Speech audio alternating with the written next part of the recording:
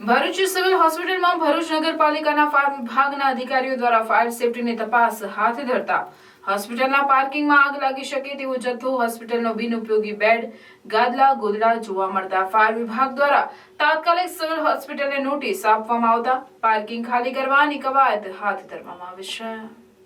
ઘોડા છૂટી ગયા બાદ તબેલાને તાળા મારવા જેવો ઘાટ હાલ ગુજરાતમાં ચાલી રહ્યો છે. રાજકોટની અગ્નિકાંડની ઘટના બાદ ફાયર એનઓસીને લઈ તપાસનો ધમધમાટ ચાલી રહ્યો છે.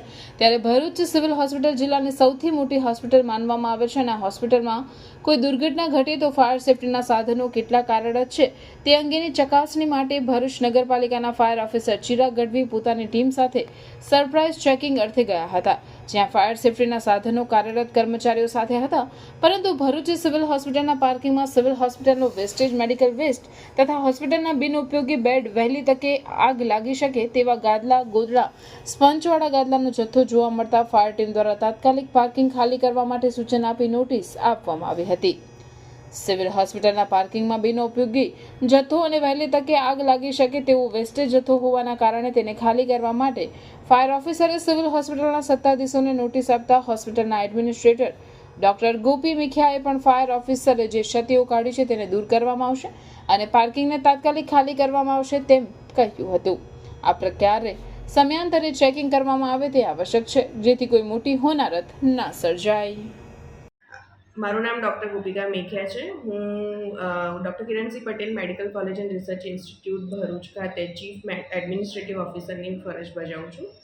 રાજકોટમાં બનેલી કમનસીબ દુર્ઘટનાના પગલે આજે ભરૂચ ફાયર ડિપાર્ટમેન્ટ દ્વારા સિવિલ હોસ્પિટલ ભરૂચ ખાતેનું આજે ફાયર સિસ્ટમ કાર્યરત છે કે નહીં તે અંગેનું પરીક્ષણ હાથ ધરવામાં આવેલ હતું.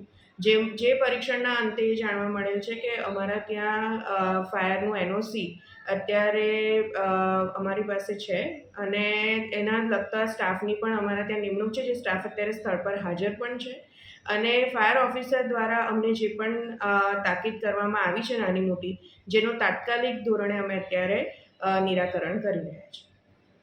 આજ રોજ ભરૂચ શહેરમાં આવેલ સિવિલ હોસ્પિટલ ખાતે ફાયર સેફટી માટેનું એક ચેકિંગ હાથ ધરવામાં આવ્યું હતું, જેમાં ભરૂચ ફાયર બ્રિગેડ સ્ટાફ તેમજ અહીંયા સિવિલમાં જે કર્મચારી છે ફાયરના નોમિનેટેડ તેઓને સાથે રાખી એક સામૂહિક ચેકિંગ હાથ ધરવામાં આવ્યું, જેમાં અમુક પગલાં અમને જોવા મળ્યા છે, જેમ કે બેઝમેન્ટમાં રૂના ગાદલાઓ તેમજ વેસ્ટેજ મટીરિયલ રાખવામાં આવ્યું છે. તે ખૂબ જ ગંભીર બેદરકારી છે, જે સામાન્ય રીતે ફટાફટ આગ પકડી લે તેવું મટીરિયલ છે.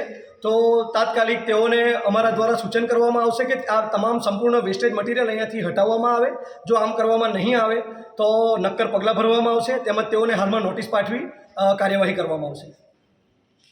SVM Higher Secondary School, managed by Shri Sad Vidya Mandal, Bharuch. Established in 2009, English medium school affiliated to Gujarat Secondary and Higher Secondary Education Board. Classes from playgroup to standard 12th science stream. We are pleased to inform that SVM school is starting general stream commerce classes from standard 11th from next academic year, June 2024. Excellent results in board exams. SVM school is well equipped with the best equipment and model infrastructure. Activity-based learning, confidence and sound attitude with co-curricular activities, science, maths, computers laboratories, activity rooms, library, performance assessment test conducted by GCERT, exposure to external exams, regular seminars, orientations, competitions, tours, medical camps and many more activities. We are starting 11th commerce from next academic year. For admission and more details, contact today. Admission open for entire school including 11th commerce for next academic year. SVM English Medium School beside Atithi Bungalows, Rewaba Township Road, Bharuch. Phone number 245314. Mobile number 76230 03994.